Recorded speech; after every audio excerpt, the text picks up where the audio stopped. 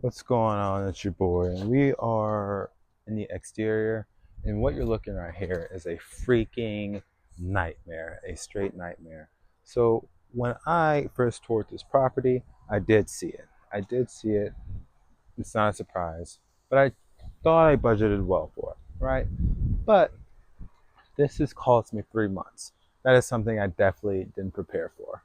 And the reason why it's cost me so much is because, number one, I thought, okay, I just need to get a foundation quote. We get a foundation quote, we figure out what's going on, boom, bam, figure it out, get it fixed, get going. I expected maybe like a month, month and a half, and oh boy, was I wrong. So, number one, I got a structural engineer first, right? Got a structural engineer because obviously this is a structural, right? It was sinking. The structure was in jeopardy. The house could have potentially fell. So I thought they were the right people to get, right? Pay them their couple of grand, and basically just for them to tell me that it's sinking, right? They basically just told me there's an issue. So, okay, well, once I got such an engineer here, I was like, okay, can you at least give me a plan of action? Give me a plan of action so I can get the next steps. Well, this is before they gave me a report. So I initially paid the structural engineer to come do a assessment, right? Come here, it was like 700 some bucks. Give me your assessment and then tell me who to go to, what I need to do. They'll basically tell me, they will basically tell the, I guess, whoever needs to fix the block people, they'll tell them what they need to do, how to do it, how to make it structural. However, they didn't want to do that without a soil test, right? So now we have to hire a geotechnical engineer because the structural engineer didn't want to give me any kinds of official report until the geotechnical engineer came here, tested the soil, and figured out what went wrong. However, the geotechnical engineer said, well, you don't need to do anything with us until the structural engineer finishes their report. So we got the structural engineer saying, hey, we can't do anything further until the geotechnical engineer comes and does their thing. And then they're bumping back and forth.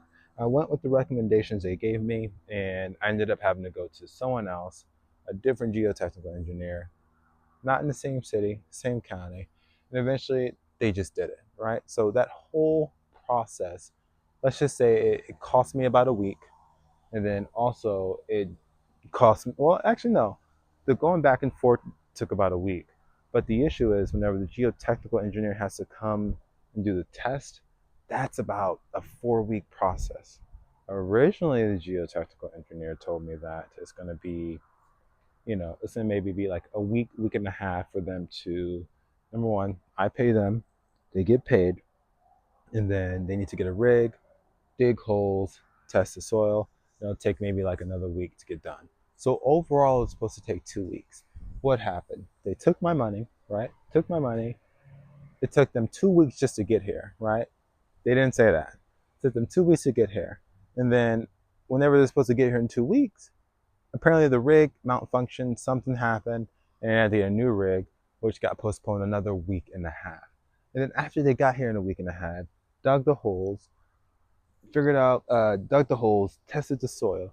It took them another week and a half to 2 weeks because some guy got sick, blah, blah, blah, blah, blah, blah, blah, right? Some guy got sick and then it got postponed. And I think it took them an entire month and a week for them to even get done. So now the foundation guys didn't want to do anything until that test got done. And then honestly, the structural engineers didn't do anything at all, right? I paid them essentially for no reason, just for them to tell me they need a geotechnical engineer, and then the geotech just said, hey, foundation guy, you need to do X, Y, and Z. And they did. Oh my gosh, we have professionals arguing with each other, delaying me, costing money. And no one cares because it's not their money, it's my money. So it's very frustrating. But just so you can get a different angle of how bad this is, and I'll try to show you a before picture as well. But there we go. Pop that button right here. You can see the settlement is drastic. There was a tree right here, tree stump right here. I'm sure that didn't help. But the reason why this foundation is so bad, just to give you the whole backstory, is the person who bought this didn't do anything with the property since they bought it, right? We live in Florida. Hurricanes come, and there's been multiple hurricanes since the 1970s, which I believe this is what the bill is. I should know that. However, there was a plumbing leak, and they didn't do anything about the plumbing leak, and it leaked probably literally for decades. So what happens when there's a leak for decades? It softens the soil, and eventually the soil couldn't take it, the soil couldn't support the foundation, and then kaplunk, right? Kaplunk. That's why you see this corner right here dropping. Right, since then it's fixed. But now here's my other issue, right? People are scared of this thing. And granted, it looks horrible, and it probably is, but I need to get this fixed. Because if you saw the other video, these cracks, you can see it from the inside of the bath. So I can't put my drywall, I can't put my cement board, I can't put my tile until this gets fixed. And all we really need to do, to my understanding, because I'm not the professional, but based off what it looks like, the structure is good, the foundation is great, right? So we just need to push this back. Ow. We just need to push this back, fill in the gaps, make sure it's sealed, and that's it. You can see, if you can still see me over here. Oh, no, let me move. Let me move you a little bit. Let me move you a little bit. So, and yes, it is dirty. I'll show you a video of the exterior. But you can kind of see how it's coming out about an inch. So we just need to push this in to make it flush, grind it, and fill in the gaps, and then figure out a way to make it pretty, right? Pretty, paint, stucco, whatever. We'll figure out a solution there. But that is why my project has gotten postponed, because professionals are arguing with each other, holding my money up, and then they give me a time and they can't honor it. So the lesson here is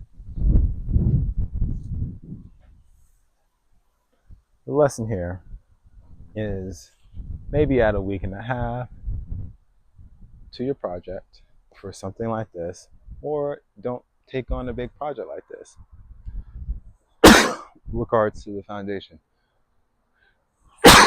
Excuse me. I knew what I was getting myself into, and quite frankly, I love it.